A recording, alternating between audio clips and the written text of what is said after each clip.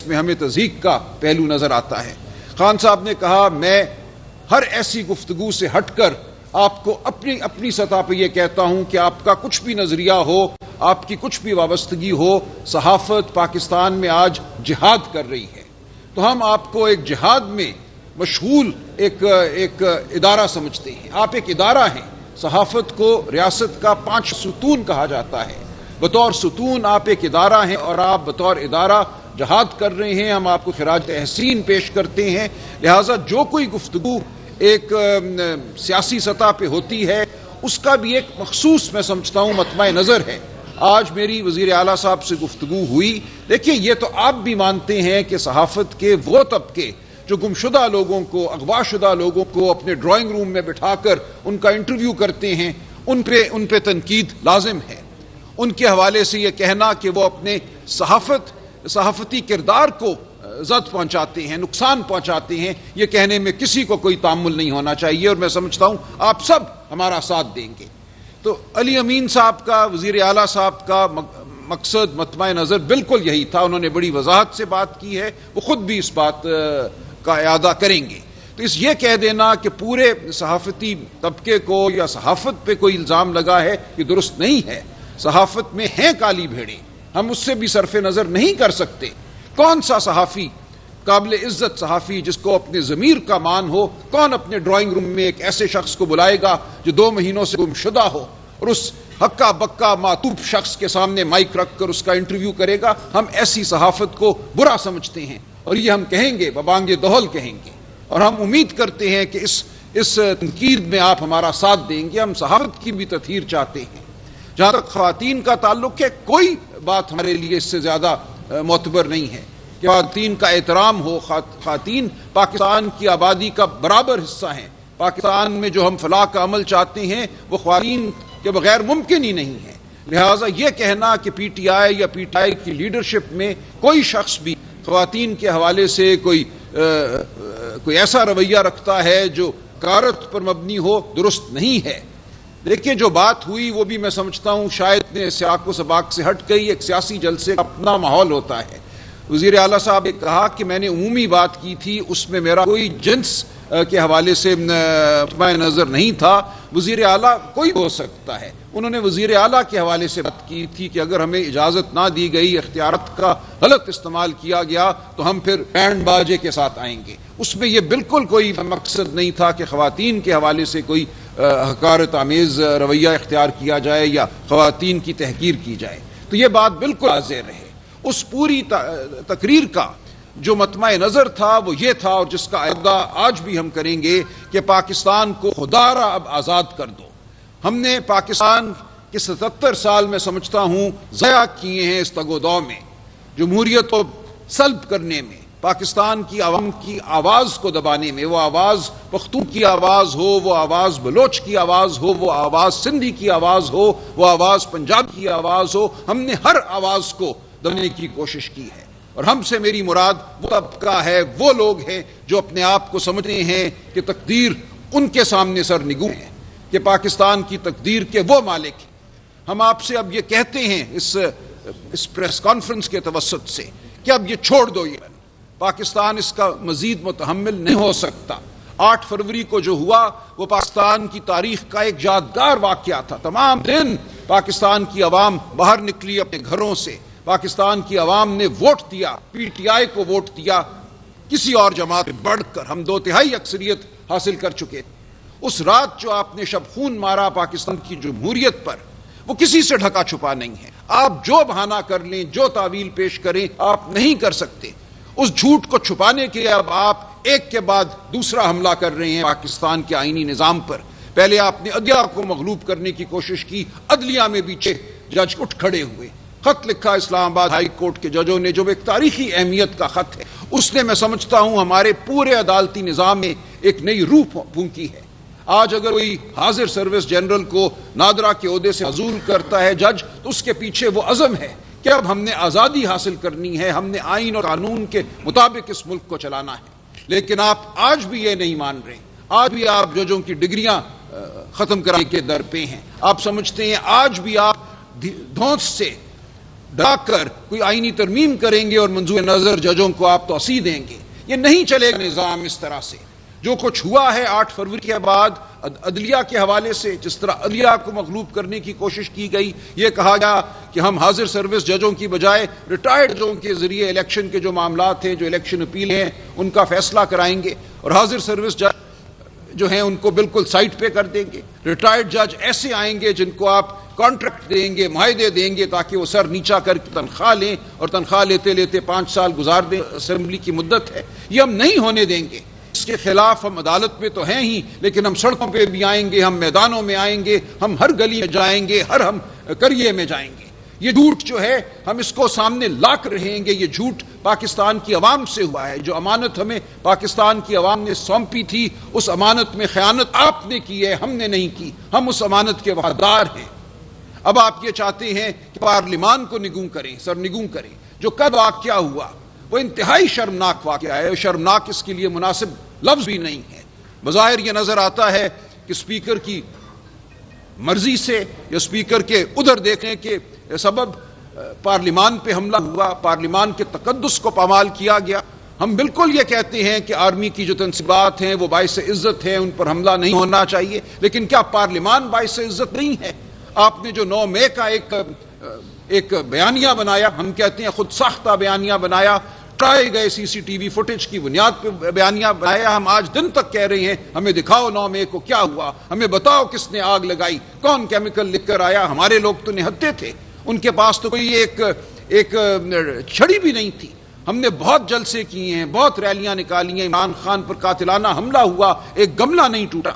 اس دن کیا واقعہ ہوا وہ CCTV فوٹیج ہمیں کہا جاتا ہے ناپید ہے، صرف چھوٹے چھوٹے ٹوٹکے ہیں جو ہم آپ کو دکھائیں گے. پوری بات جو ہے وہ ہم سامنے نہیں لائیں گے. اور آدھا سچ جھوٹ ہوتا ہے، آدھا سچ ہمیشہ پورا جھوٹ ہوتا ہے. تو اس جھوٹ کی بنیاد پر آپ ایک جمہوری جماعت کے پیچھے پڑ گئے جو پاکستان کی سب سے بڑی جماعت ہے. آپ سمجھتے ہیں کہ آپ اس کو ختم کر دیں گے؟ آپ ایسا نہیں کر سکیں گے. یہ کوئی طالع آزما تاریخ میں نہیں کر سکا. بہت سو نے کوشش کی کہ ججوں کو مروب کریں، بہت سو نے پھانسیاں دیں، بہت سو نے سیاستدانوں کو ہٹانے کی کوشش کی، ان کی زندگی تک لی، لیکن وہ جماعتیں قائم رہیں. کیونکہ جب جماعت عوام کے دل میں جگہ کر لیتی ہے تو کوئی طالع آزما، کوئی طاقتور اس جگہ کو ختم نہیں کر سکتا. آج PTI پاکستان کے عوام کے دلوں میں بستی ہے. آپ اس کو ختم نہیں کر سکیں گے. آپ ہوش کے ناخن لیجئے. آپ نے جو پارلیمان پہ حملہ کیا، اور ایک وہ پارلیمان جو 8 فروری کے فراڈ کے بعد جو 9 فروری کی رات آپ نے کیا، اس فراڈ کی بنیاد پر قائم ہے. اس سے بدستور آپ قانون سازی کراتے ہیں. کبھی آپ ریٹائرڈ ججوں کو بلاتے ہیں الیکشن ٹرائیبیونل کے طور پہ. اب آپ چاہتے ہیں کہ آئینی ترمیم کریں. یہ آئینی ترمیم کرنے کا طریقہ نہیں ہے. خدا را آپ یہ سمجھ لیجئے کہ دھونس سے، مار پیٹ سے لوگوں کو اٹھا کر آپ جب آئین کی ترمیم کریں گے تو نہ آئین کی کوئی وقت رہے گی، نہ پورے نظام کی کوئی وقت رہے گی. ہم کیسے لوگوں کو روکیں گے؟ اس وقت ایک لاوا ہے جو باہر ابل رہا ہے. اتنے لوگ ہمیں سارا دن سینکڑوں ہزاروں مجھے میسج آ رہے ہیں کہ ہم سڑکوں پہ نکلنا چاہتے ہیں. میں ان کو یہی کہتا ہوں کہ آپ کا فرض ہے اب نکلنا سڑکوں پر. ہم عدالت میں بحث کر چکے اور کرتے رہیں گے. ہم پارلیمان میں بھی بات کرنے کے خواہش مند ہیں، لیکن آپ تو پارلیمان پہ بھی حملہ کرتے ہیں. تو اب کون سا راستہ رہ جاتا ہے پاکستان کی عوام کے لیے؟ ہم کسی کے راستے میں کھڑے نہیں ہوں گے. یہ ہر فرد کا میں سمجھتا ہوں اب ایک فرض ہے، ایک فریضہ ہے کہ وہ باہر نکلے اور اپنی آواز بلند کرے. عدلیہ کو اگر آپ معطوب کرتے ہیں، پارلیمان کو اگر آپ معطوب کرتے ہیں، تو پھر سڑک کے علاوہ، میدان کے علاوہ کوئی جگہ نہیں رہ جاتی ہے جہاں پاکستان کے عوام اپنی آواز بلند کر سکے. ہم نے ایک جلسہ کیا جس کی آئین ہمیں اجازت دیتا ہے. آئین میں اس کو بنیادی حق کہا گیا ہے. آپ نے ایک دن پہلے قانون بنا کر کہا کہ جلسہ کرنا بھی جرم ہے. کون سا جلسہ ہے جو سوئچ بٹن دبا کر 7 بجے ختم ہو سکتا ہے؟ جب لاکھوں کی تعداد میں عوام آتی ہے تو اس عوام کو آپ ایک چٹکی بجا کر ختم نہیں کر سکتے. وہ رہے گی وہاں پر. اور کون سا جرم ہے اگر 8 بج جائیں، اگر 9 بج جائیں، اگر 10 بج جائیں؟ کیسے یہ جرم ہو گیا؟ آپ کہتے ہیں چونکہ 9 بج گئے تھے اس لیے جرم ہے. آپ نے PTI کی تمام بڑی لیڈرشپ کو، صف اول کی لیڈرشپ کو معطوب کیا، ان کو گرفتار کیا، کیونکہ آپ کا مقصد کچھ اور ہے. آپ یہ چاہتے ہیں کہ دھونس سے، پارلیمان سے آپ آئینی ترمیم کرائیں. آپ چاہتے ہیں لوگوں کو اٹھائیں اور اٹھا کر ان سے ووٹ دلوائیں جو ان کے ضمیر کے خلاف ہو، جو پاکستان کے عوام کے ضمیر کے خلاف ہو. تو یہ کہنا کہ ایک جلسہ کرنا اکٹھے ہونا، آواز بلند کرنا جرم ہے، تو مجھے نہیں سمجھ آتی کہ اس کے بعد کون سا عمل ہے جو پاکستان کی عوام اپنا سکتی ہے جس کے ذریعے وہ اپنے جمہوری حقوق کا اعادہ کرے۔ اور دیکھیے، جمہوریت صرف اس لیے نہیں ہم مانتے کہ یہ کوئی بہت اچھی چیز ہے، بالکل یہ اچھی چیز ہے، لیکن جمہوریت کا براہ راست تعلق ہے پاکستان کے عوام کی تقدیر کے ساتھ۔ 77 سال گزرنے کے بعد کیوں پاکستان اس خطے میں سب سے پیچھے ہے؟ تعلیم کے حوالے سے، صحت کے حوالے سے ہم بنگلہ دیش سے پیچھے ہیں، ہم نیپال سے پیچھے ہیں۔ کیوں آج لوگوں کے گھروں میں، کھیتوں میں بھوک اگتی ہے؟ اس کی وجہ یہ ہے کہ آپ نے اس نظام پر قبضہ کیا ہے، اس نظام کو آپ نے جمہور سے دور کیا ہے، اس نظام کو آپ نے صرف ان کے لیے رکھا ہے، ان کے لیے منفعت بخش رکھا ہے جو آپ کی اشرافیہ ہے، جو طاقتور ہیں، جو بالادست طبقے ہیں۔ وہ امیر سے امیر تر ہوتے چلے جاتے ہیں اور پاکستان کی عوام دور کھڑی دیکھتی رہتی ہے، اس کی آواز سلب ہے، اس کے ذہن پہ آپ نے ڈاکہ ڈالا، اس کو تعلیم نہ دے کر اس کے بچوں کے مستقبل پر آپ نے ڈاکہ ڈالا۔ جمہوریت اس لیے ضروری ہے، آئینی نظام اس لیے ضروری ہے کہ جمہوریت اور آئین کے ذریعے ہی ہم پاکستان کے عوام کو ان کا مستقبل واپس لوٹا سکیں گے، ان کو ہم بھوک سے نجات دلائیں گے، ان کو ہم فلاح کی راہ پہ چلائیں گے۔ یہ کہنا کہ کرپشن کوئی ایشو ہی نہیں ہے، کوئی مسئلہ ہی نہیں ہے، آج میں یہ سنتا ہوں لوگوں سے جو آج اقتدار کے پیچھے کھڑے ہیں، وہ کہتے ہیں کوئی بات نہیں، انہوں نے کرپشن کی تھی، ہمارے ساتھ اب یہ بڑے اچھے ہو گئے ہیں۔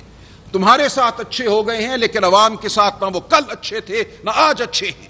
یہ کہنا کہ جو ہمارے سامنے سر جھکائے گا وہ ہمیں قابل قبول ہے، یہ پاکستان کے عوام پر حملہ ہے، پاکستان کے عوام کے مستقبل پر حملہ ہے۔ تاریخ گواہ ہے، دور حاضر گواہ ہے اس بات کا۔ بنگلہ دیش دیکھ لیں آپ، کیا ہوا وہاں پر؟ بظاہر بہت ترقی ہو رہی تھی، ہم پڑھتے تھے اتنے فیصد گروتھ ہو گئی، شرح نمو جو ہے بہت بڑھ گیا، لیکن پتہ یہ چلا کہ یہ سب کچھ مصنوعی تھا، یہ سب کچھ ایک مخصوص طبقے کے لیے تھا۔ کروڑوں عوام جو باہر تھے وہ باہر ہی رہے، ان کی زندگیوں پر اثر نہیں پڑا۔ یہاں اس سے کہیں بدتر حالات ہیں۔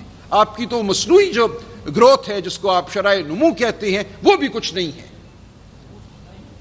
0.2%، 1%، یہ آپ کی شرح نمو ہے۔ آبادی آپ کی 3% سے زیادہ پہ بڑھ رہی ہے۔ تو آپ ایک ابلتے ہوئے لاوے کو نہیں روک سکیں گے۔ ہم ایک ایسے مقام کی جانب بڑھ رہے ہیں جو خدا نہ خواستہ ہمارے کسی بھی خطے کے ملک سے زیادہ ایک بدتر ایک دھماکہ یہاں ہونے والا ہے، ایک سماجی دھماکہ ہونے والا ہے۔ ہم اس ملک کے وفادار ہیں، ہم اس ملک کے ہر ادارے کے ساتھ کام کرنا چاہتے ہیں، بشرطے یہ کہ وہ ادارہ اپنی آئینی حدود میں رہے۔ ہم پاکستان کے محافظ ہیں، ہم پاکستان کے ہر خطے کے محافظ ہیں۔ آج صبح مجھے وزیر اعلیٰ صاحب نے بتایا ان کی کیا مصروفیات ہیں اس پورے صوبے میں امن و امان قائم رکھنے کے حوالے سے، وہ لکی مروت ہو، وہ بنو ہو یا کوئی اور علاقہ ہو۔ آپ پی ٹی آئی کو، جو عوام کی جمہوری جماعت ہے، جو عوام کی آواز ہے، اس کو اگر منظر سے ہٹائیں گے تو پھر آپ کو ان کا سامنا کرنا پڑے گا جو بم چلاتے ہیں، جو پاکستان سے ٹوٹ جانا چاہتے ہیں۔ ہم نے پاکستان کو تھاما ہوا ہے۔ پی ٹی آئی وہ جماعت ہے جو وفاقی جماعت ہے، آج واحد وفاقی جماعت ہے۔ آپ ہمیں سندھ میں کام کرنے دیں، آپ ہمیں بلوچستان میں کام کرنے دیں۔ سندھ کا حالی ہمارا منتظر ہے، ہم جائیں گے وہاں، ہم دیکھتے ہیں کون ہمارا راستہ روکے گا۔ بلوچستان کی عوام ہماری منتظر ہے، ہم وہاں بھی جائیں گے۔ ہمارا دل ان کے ساتھ دھڑکتا ہے، ہم نہیں چاہتے کہ آئندہ کبھی کوئی شخص گم ہو اپنے پیاروں سے۔ ہم دیکھ رہے ہیں بلوچستان میں جو اس وقت ایک تحریک چل رہی ہے، یہ تاریخی اہمیت کی تحریک ہے، آپ اس سے صرف نظر نہیں کر سکتے مارنگ بلوچ کو برا کہہ کر۔ اس کے والد ہوئے گم، اس کے والد ہوئے شہید۔ ہمیں اس بات کا ادراک کرنا ہے، اس بات کو ماننا ہے کہ ان کا غم صحیح غم ہے، اس کی ایک بنیاد ہے، اس کی ایک وجہ ہے، اس غم کا ہمیں مداوع کرنا ہے۔ آج خیبر پختونخوا میں جو نعرے ہو رہے ہیں، جو خلف شار ہے، اس کے بھی ہم شاہد ہیں، اور اس کا بھی حل صرف ہمارے پاس ہے۔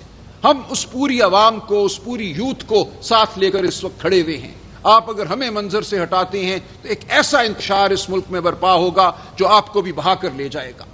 لہٰذا ہم آپ سے استدعا کرتے ہیں کہ ہوش کے ناخن لو، جو کل کیا اس سے توبہ کرو، پارلیمان کو تکریم دو، پارلیمان میں بیٹھنے والے ممبران کو تکریم دو، پاکستان کی عوام کی عزت کرو، پاکستان کے عوام کے ووٹ کی حقیقی عزت کرو، اس کو ایک نعرہ نہ بناؤ۔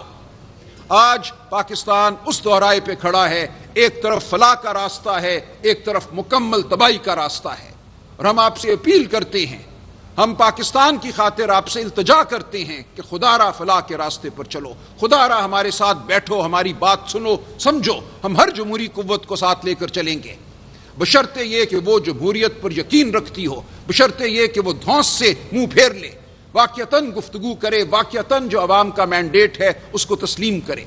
تو یہ ہماری آپ سے گزارش ہے، اور ہم بالکل آپ سے مؤدبانہ یہ کہتے ہیں، خواتین، غیر مسلم، پختون، بلوچ، سندھی، پنجابی، ہم سب ایک قافلے کے مسافر ہیں، ہم میں کوئی فرق نہیں ہے، ہم ہر ایک کو ساتھ لے کر چلیں گے، اور انشاءاللہ پاکستان فلاح پائے گا۔ انشاءاللہ اس خطے میں ہم وہ نظام قائم کریں گے جہاں غریب کو اس کا حق ملے گا، تعلیم ملے گی، صحت ملے گی، روزگار ملے گی۔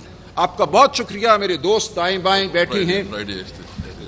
دیکھیں، ہم جمعے کے دن، یہ تو میں نے عرض کیا کہ یہ پاکستان کے عوام کا حق ہے کہ وہ اپنی آواز بلند کریں، آج بلند کریں، کل بلند کریں، میں ان کو بالکل یہ دعوت دیتا ہوں اور ان کو کہتا ہوں کہ یہ آپ کا فریضہ ہے، لیکن ایک اجتماعی سطح پہ پی ٹی آئی جمعے کے دن ایک کال دے گی، جمعے کے دن پورے ملک میں ملک گیر احتجاج ہوگا، جس کو ہم ایک آرگنائز طریقے سے، ایک سلیقے سے ہم آگے لے کر چلیں گے، پرامن طریقے سے آگے لے کر چلیں گے، لیکن یہ ایک بھرپور احتجاج ہوگا، کوئی غلط فہمی میں نہ رہے۔ لیکن اس سے پہلے بھی ہر قریے، ہر گاؤں، ہر گلی میں آپ دیکھیں گے کہ عوام خود باہر نکلے گی اور اپنی آواز کو بلند کرے گی۔ بہت شکریہ۔ اب میں لیڈر آف دی اپوزیشن قومی اسمبلی جناب عمر ایوب صاحب سے گزارش کروں گا، پھر اسپیکر صاحب اسد کیسر صاحب کچھ گفتگو کریں گے، ہمارے باقی دوست اعظم سواتی صاحب، علی اصغر خان صاحب، بیرسٹر سیف صاحب اور فردوس شمیم نقوی صاحب، سب کچھ نہ کچھ آپ سے گفتگو کریں گے جو آپ کو حقیقت کے قریب لائے گی۔ ہم حقیقت کی بات کرنے آپ کے سامنے بیٹھے ہیں، کوئی ہم سیاسی گفتگو کرنے آپ کے سامنے نہیں بیٹھے رسماً۔ بہت شکریہ۔